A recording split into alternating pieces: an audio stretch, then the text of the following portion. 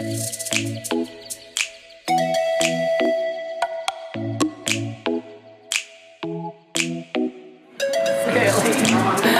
so early.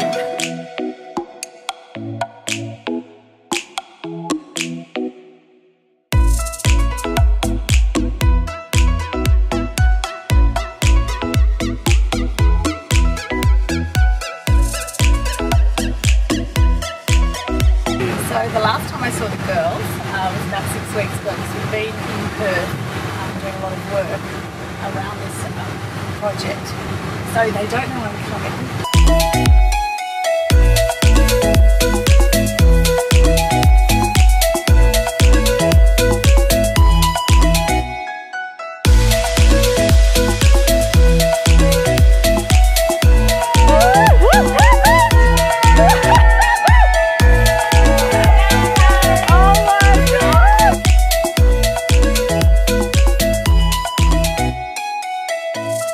So when I was, I don't know, 13, Mum and Dad brought us to Bali for a holiday, and I fell in love with Bali.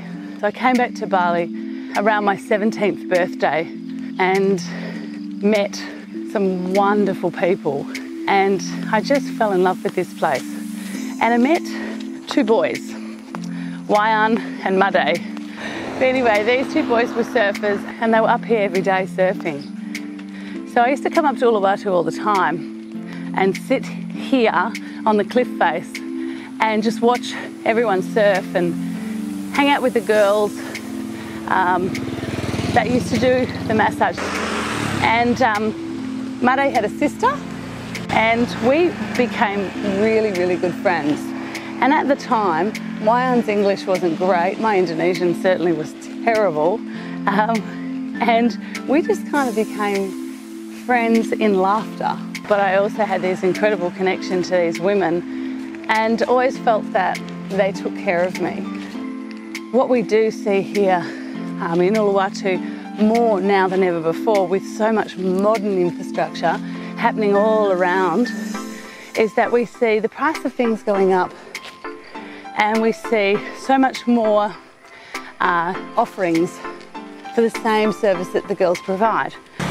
But the massages on the cliff face, where these girls are doing their massage each and every single day, is not something that's so cultural anymore. People used to go there for a massage. The thing is, with less business and more expense, what we're seeing is they're cutting corners.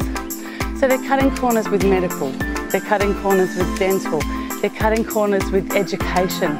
And what we're trying to do here is really balance out lifestyle and economy, not to disrupt or disturb the magic in who they are and who they are as a culture and people.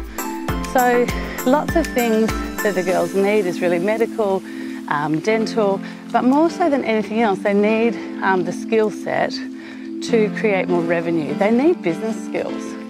So Ulawatu Magic was simply created as a series of projects leading to the main project, where we could raise a little bit of money to facilitate projects that gained awareness around what the girls do here in Sulawesi.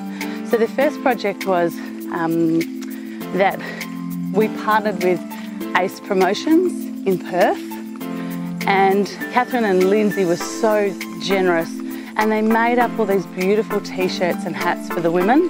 The girls were so elated when they got these. They've never had uniforms before, and never had, it's almost like getting something that represented who they were and being recognised for who they are.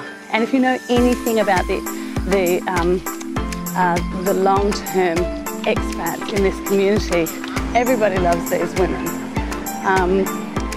They are the matriarchs of the mountain. These women give so much love to all the surfers that come every day, to the tourists that come every day. So we gave them these t-shirts, and they loved them, and it was the most beautiful 4 days. And we went home and thought, what's the next big project? So we decided to renovate the girls' massage platform. So the girls had a place where when people came down the stairs into Sulawesi, they could actually see what the girls do. So the girls were so excited by that. So instead of just asking people for money and facilitating this project, I asked the girls, what business could we create? And we all came up with something feminine. We came up with this idea of Ulawatu Magic, to bring the magic to the people and to the women of Ulawatu. And we came up with a concept of beautiful swimwear based around all the artistic designs of Ulawatu. And we've taken these beautiful colours from here and we've created a line of swimwear that is all pink and reversible. And we use a sustainable and recycled fabric. So this fabric is phenomenal. We've sourced this incredible fabric where they collect all the debris, the water bottle debris from the ocean, and they melt it down and reweave it into a recycled fabric. So we have a line of swimwear that is actually going to be conscious for the planet. And our designer, Catherine Edmonds, currently works for InStyle magazine, and she is an incredible stylist, but she's also an incredible fashion designer. This beautiful heart has spent months creating this line of swimwear. So the dream is to buy our first round of bathers. Our first round of bathers is $35,000. We have to buy 1,000 pairs. You know, I need to be really vulnerable about it, as I can't do this on my own.